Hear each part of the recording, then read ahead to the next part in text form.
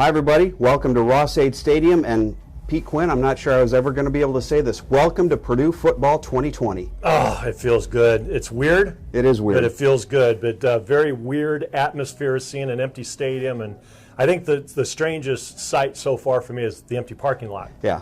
Well, on my way in, coming from just up by Battleground, I always drive by the Anthrop House. It's right on the way. And they have the flag up, the number 33 Purdue flag. Unfortunately, Jackson is hurt and won't be playing, but even that seemed a little strange today. I think it really hit me when you get up here by the stadium and there are no traffic cones.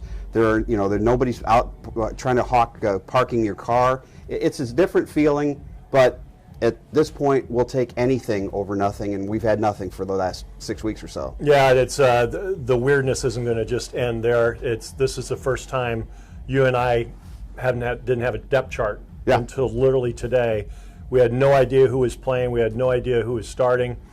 We're still not 100% sure on some of these things. I think we're going to learn a lot as the game progresses, but it's going to be different, but I'm with you. We're playing football, so thank God for that. Well, speaking of who's going to play and who's not going to play, let's start with the nots, and I think everybody knows by now that Rondale Moore is out of today's game, hoping to get him back next week for the Illinois game. If there's one position, though, Pete, Boilermakers have a whole lot of depth. It's at that wide receiver spot. Yeah, probably the most depth and arguably the most talented receiving core in the country. You certainly have to talk about them, so they've got plenty of talent behind Rondale Moore, so that shouldn't be a big hit.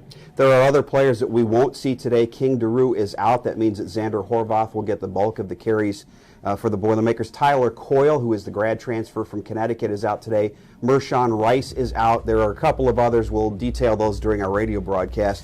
One guy that is playing, and I think this has been the center of attention really since the 2020 season started, who is going to be the starting quarterback, and we can announce now it will be Aiden O'Connell.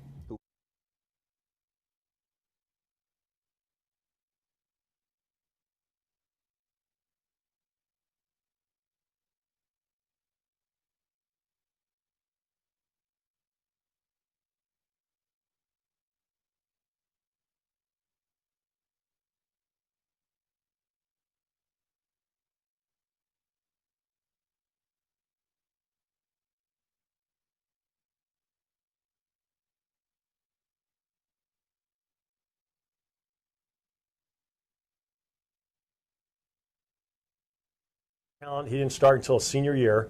He had a quarterback in front of him that ended up, I think, went into the Mid-American Conference, but didn't start until his senior year. He's physically very, very immature when he got here, but he's one of those kids. People forget Drew Brees was 2 scholarship offers away from being a walk-on. Yeah. He wasn't going to play football, and then very, very late in the recruiting season, Purdue and Kentucky offered him, but Drew Brees, that's as close to being a walk-on as you can be, and he did all right. I think the most impressive thing for me last year with Aiden was after the Nebraska game when they had the big touchdown at the end. We interviewed him, Kelly Kitchell interviewed him on the field, and you would have thought he was going to his next physics class or something, about as calm and even-keeled as you could be. And that's something I think the Braum brothers, who have great experience as quarterbacks, obviously, I think they appreciate that about him, and I think he'll be calm and cool today. And I think he'll have a lot more time to throw this year than he did last year. I got high hopes for this offensive line. A lot more experience coming back this year. I know that they've been working hard during the offseason. He's got, as we mentioned earlier, great receivers to throw to. Running back, we'll see what happens at running back. Horvath obviously is coming off the best game of his career, the bucket game, so I'm anxious to see what he can do today. I did talk to Jeff Braum on Thursday. By the way, he's doing much better. He was pretty sick early in the week. When we talked to him on his press conference on Monday, you could tell he was not doing very well. But I talked to him Wednesday. I talked to him again Thursday. He's doing much better. And he said, when he told me that Aiden was going to start, that he did not hesitate if Aiden's struggling or if they need a little bit of a boost. Jack Plummer's ready to go, so Jack would certainly be the number 2 option today. I never worried about quarterback the entire offseason. I thought we had 2 very, very good quarterbacks that were ready to go, and then when we had the UCLA transfer come in, that gives us some depth there as well, and he's much more of a running threat, I think, than the other 2, so we might see him anyway. Yeah. Speaking of Jeff Braum, certainly it's going to be a different situation. We've already talked about how strange this 2020 season is, and now, by the way, you go into that first game without your head coach on the sidelines. Yeah. They put a petition in to try to get him to be able to communicate on the sideline with the coaches. That was denied. So as of right now, actually, he's out of radio contact, at least with the coaching staff. Brian Brohm, he's got the Brohm DNA, hopefully some osmosis, but the challenge I think with Jeff is Jeff's not just a CEO type head coach, but Jeff's your play caller. And so not having him here is a big deal. It is, and anytime the head coach is gone, it's a big deal. But if you are going to replace Jeff with somebody, Brian's the guy. He was an incredible quarterback himself, and I don't know if a lot of Purdue fans know this, but he was a Gatorade Player of the Year from Kentucky. He won 2 or 3 state championships. He was a second-round draft pick and played in the NFL for 8 seasons. The kid knows football, and I think he's going to do a great job. I do not understand the reasoning, though, for not allowing Jeff Brohm to have communication with the team. That just makes no sense to me. The only thing I can think of, you go back to what we saw in baseball in the World Series with the whole stealing signs and garbage can. If you've got somebody watching on TV, they may see things on television that other people aren't seeing. I think, though, 2020, we've got a whole different set of rules for everything. We know this year, for instance, none of the players are going to use up any eligibility this year. Right. So, you would have thought maybe a change would have been made, but they've got what they've got. And the one thing that Jeff was insistent about all week is he feels his players and his coaches are ready to go. One guy does not make all the difference in the world. Yeah, we were talking earlier with our partner Rob Blackman, and he asked a question. We started talking about it. Elijah Sindelar did have the opportunity to come back for a 6th year, chose not to do it. But if he would have done that, he would have gotten another year. He could have been a 7-year player at Purdue if he would have come back. That's called the Blutarski option. Hopefully his grade point average a little bit higher than 0.0. 7 years of college down the drain. Let's talk about this Purdue offense. We know that it's going to be Aiden O'Connell starting today. We know that Rondale Moore's not here, but David Bell is, Big Ten Freshman of the Year a year ago. And you look at that receiving core, and you've got a lot of depth, a lot of guys that we haven't seen on the field yet, but they are really excited about the talent here in West Lafayette. They've got a lot of speed. They've got a lot of talent. They've got innovative play calling. This is going to be a very, very dangerous offense. Last year, you kind of have to just throw last season out. I've never seen anything even close to the injury bug that hit Purdue. They never got momentum going, yet they still managed to win some games. They were close in some other games. I think last year, if Purdue stays even reasonably healthy, I think they have 8 or 9 win season. I think they were that good. I think they're better this year. So now we've got the COVID deal. We've got the head coach out. We've got some key players out. But this was a dangerous offense last year. The big improvement I'm looking for is on the offensive line. Yes. There's a lot of experience last year, and you can start with the center, Sam Garvin, who started his first season last year. A season under your belt is huge, and so I think he's going to be one of the leaders, and we've got some talent there. I went back to the depth chart of the last game last year, the bucket game against Indiana, and by the end of the season, I don't bother putting in who they list on the 2. I put in who I know has a chance to play. Right. I had 6 offensive linemen listed total. Yeah. This year, I've got 11. And it's possible any of those 11 could see the field today. They feel very comfortable with their top 10 or 11 offensive linemen, including a true freshman. Yeah, Gus Hardwick. Hardwick, I think we'll see him a little bit. The tight end spot is interesting because Bryson Hopkins is off in the NFL now. You've got Payne Durham, who not only was very productive last year, he only had 9 catches all season, but 4 of those were for touchdowns. He's been named an offensive captain today. By the way, they're not doing season-long captains until the end of the year. Basically, it's going to be a weekly thing, and then at the end of the season, they'll elect the Tyler Trent captains. Let's stop there for a second because I want to address that because I thought that was awesome. Yeah. That's how our coach did it, Jim Young. He rotated captains every week. And I talked to Coach Brohm about that last year during the season because he had 6 captains, 5 of them weren't even playing. Right. And so I like this. And then at the end of the season, the team they'll know who their leaders were. The interesting thing, Payne Durham, who was a lacrosse player in high school, really didn't take up the sport of football till he was a senior. He's only a sophomore. And you talk to Jeff, even before this announcement of the captaincy, he says Payne Durham has become one of the real true leaders on this football team. And that's every great team has a couple of people on that team that are leaders. And I've told this story many times, but I remember when the Colts went to the Super Bowl years ago, they had a lot of Super Bowl specials, and on one special they had 4 Super Bowl MVPs on a panel, and Ronnie Lott was one of them from the 49ers, and he said, he was asked, why were you guys so good? And he goes, every great team has somebody on their team that we respect so much that we don't want to let him down, and we had that with Keena Turner, my old teammate, and I thought that's one of the greatest compliments I ever heard somebody give somebody. Defensively, I think is where I don't know if we would say the question marks, but we're anxious to see this defense because really, other than a few spring practices, we haven't seen Bob Diaco's unit. Whether it's the Coach Katie's calling Pete right now. Should he take the call? He's going to have to go to voicemail. Sorry, Coach, but we're kind of in the middle Katie, of something. Gene, I'm broadcasting right now, but he calls me every game day. He likes to have a conversation. He's probably going to cuss you out, too, when you finally do call him back here. What the hell's going on with the quarterbacks? This defense, we're going to see a little bit of 3-4. We're going to see a little bit of 4-3. But we know we're going to have George Karlaftis up front, and that's a pretty good place to start defensively. Well, George Karlaftis is a great place to start, but I can't wait to see Lorenzo Neal and George Karlaftis on the same field because they're not going to be able to double team Karlaftis with big number 9 out there. So Lorenzo Neal's healthy; he's playing. This defense has a chance to be pretty special, I think. I think the interesting thing for me to watch today will be Derek Barnes because he has shifted from a defensive end spot to inside linebacker. So when they're in the 4-3, he'll be that Mike linebacker, and when they're in the 3-4, he'll be one of the 2 insides. Derek Barnes, again, the defensive co-captain today and a leader on this team, but I think he's a guy that you're going to see all over the field this afternoon. I do too, and I'm excited to see DeMarcus Mitchell, who just came into the program, and I just want to see somebody 270 pounds stand up at a linebacker spot. And I know he'll have his hand in the dirt as well in a 4-3. Thibodaux, Louisiana. That was made famous by a song from Jerry Reed back in the 1970s. You get all. Go look that that's one up. why you guys are on this show. You get all kinds of cool information. We name drop people like Gene Katie. We have a lot of fun doing this. And Jerry Reed somehow made his way into the pregame show today.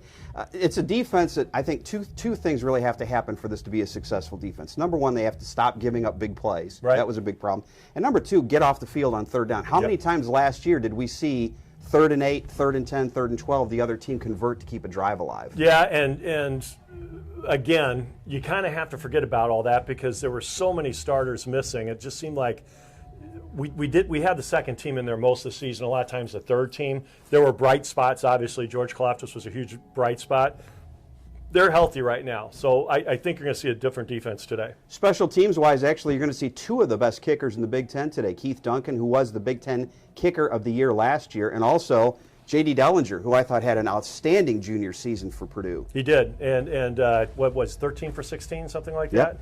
that? So he was one of the better kickers in the country last year. So kicking game looks really solid, and I think, hopefully, and we're guessing on some of these things, but I think we're going to see some people that are freshmen that have an opportunity to do something on the return team with some blazing speed. Right. Ordinarily, we would see Rondale Moore, but with Rondale out today, I think you'll see T.J. Sheffield as one. And a guy that really intrigues me, Marcellus Moore, who was an early enrollee, ran Big Ten track in the spring and was one of the top runners in the conference. He's one of the fastest guys in the country, and we hope we get an opportunity to see him running today in the open field. He's listed at 160 pounds, but he's got elite-type speed. So.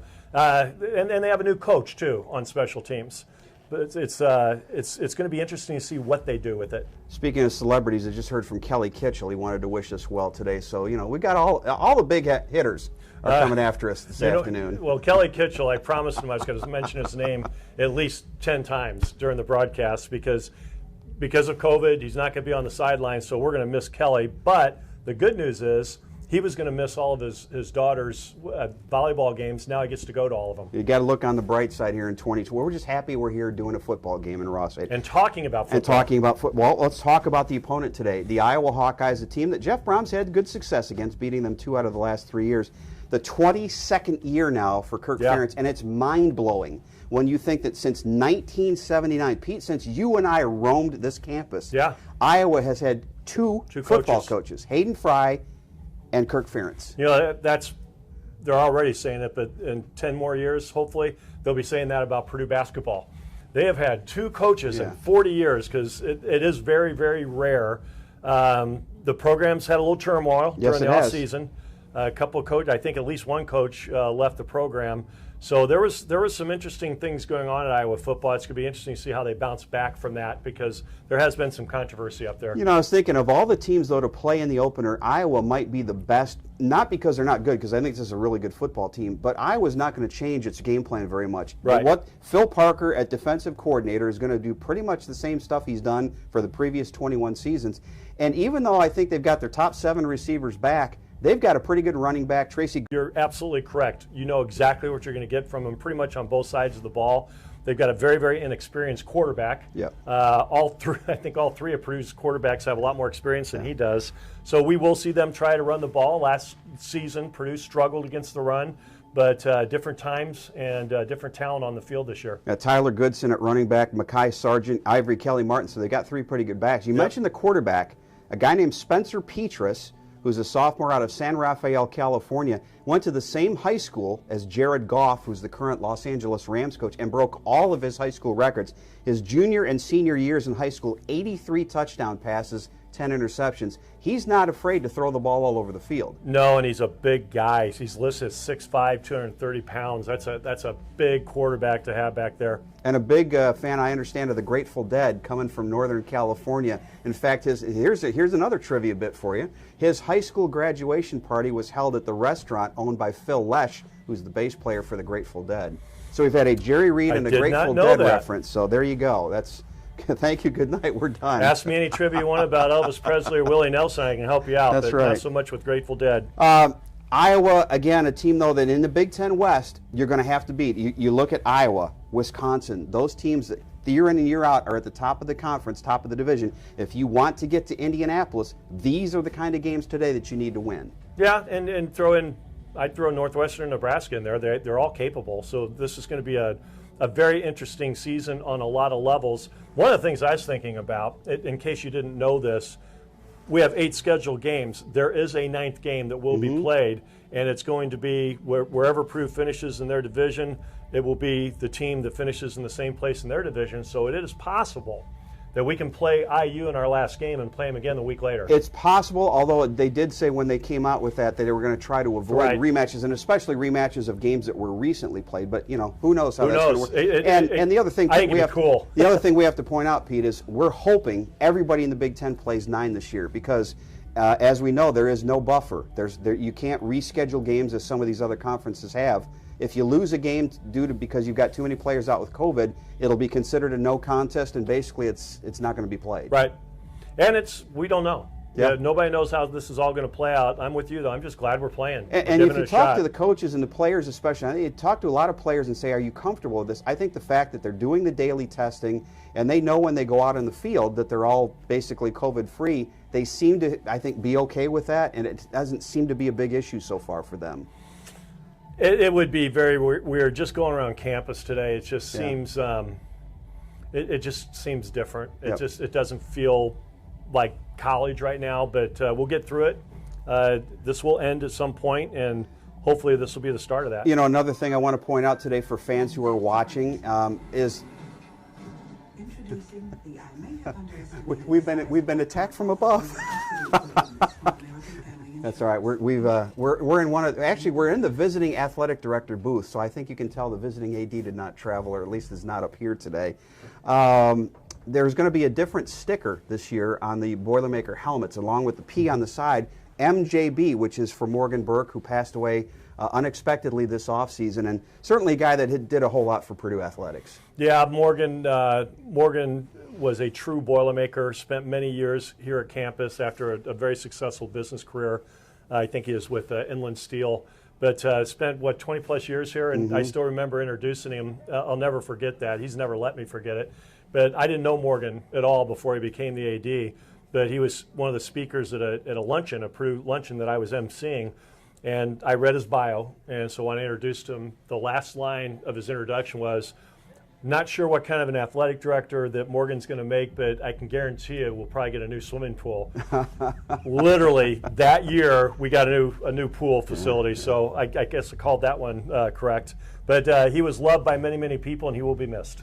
All right, let's talk about the keys to the game today. For the Boilermakers, you've got a guy that has experience at quarterback. He's got talent to play with. You got a new defense. You got an acting coach. What do we expect? What do they have to do today? I don't know how you can even come up with keys today, because I don't know how the line's going to play yet. You got to see a little bit of football, but for me, the key of the game is the offensive line showing a lot of improvement and the defense shutting down the run. And if I see them stout in the run defense and the offensive line doing a pretty good job protecting the quarterback, opening up some running lanes, I think we have a chance of a very special season. You know, the other thing that I think, not just today for all these teams, is the ability to stick together, because this is a season we're going to see some adversity. We're going to see players missing from week to week. And especially if you get off, let's say you lose a game or two early, the teams that can stay together for the next 8 weeks or 9 weeks, because this is going to be this is a sprint to the finish. Yeah. You know, there are no off weeks from here on. We're playing right up until the week before Christmas. That's how we used to do it. That is true. Buys are kind of recent. But, that is true. We played 11 games and then would get a break before the bowl game. But I think this is a pretty close-knit team. I'm glad to hear about the leaderships of some of the kids, because I think that's very, very critical. And I've never lost faith. I think we have an excellent coaching staff. We've got all the pieces to have a great team. Last year's subpar season was very explainable with all the injuries. This year, I think it's if we can stay reasonably healthy, I think we have a chance to have a special season. All right, I didn't talk to you about this before, but I'll lay it on you now. Give me a pick to click on both the offensive and defensive sides, and let's start on the offensive side of the ball. I'm going to go with the big playmaker from last year. I hope he picks up where he left off and go with David Bell. He's just such an amazing talent. If he has a great game, we have a great chance to win.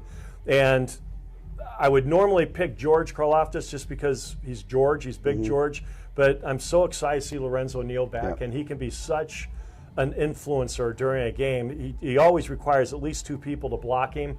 If he has a great game today, I think we shut him down. I'm going to go, and I'm going to count special teams in on my offense. So I'm going to go with TJ Sheffield today, who I think we're going to see some on offense, but I would expect to see him returning kicks today, and maybe he can make a difference there. I'm really anxious to see Derek Barnes making that transition from end to linebacker. I think he's a guy, my guess, just a guess, he might lead the team in tackles this year from that spot, and I'm anxious to see how he looks.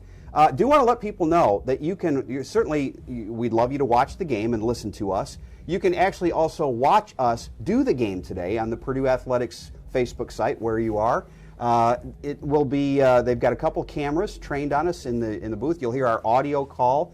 So I would limit your exposure. There's a reason we are on radio instead of TV. At least I can speak for myself. You can watch his handsome mug all day, but a chance for you to really kind of see behind the scenes and get a look at what we do during the day. I will tell you this: win, lose, or draw, we have a whole lot of fun every Saturday. A lot of laughter up in that booth, and we've seen some seasons that weren't real funny, but we always managed to have a good time.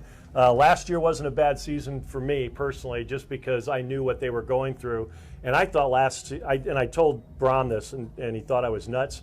I think last season was the most enjoyable season I broadcast in 29 years. You and I have been together, because every week you had to figure out how is he going to be competitive. Right. And every week they were. Yep. Every week somehow they came up with a game plan with 20 injured starters, and they remained competitive. So this is going to be fun. I'd feel a lot better if Coach was on the sideline, but if anybody can get away with it, he can. Well, in the words of the great English philosophers Pink Floyd, we wish you were here, but we're going to try and bring the game to you. Thanks for tuning in today.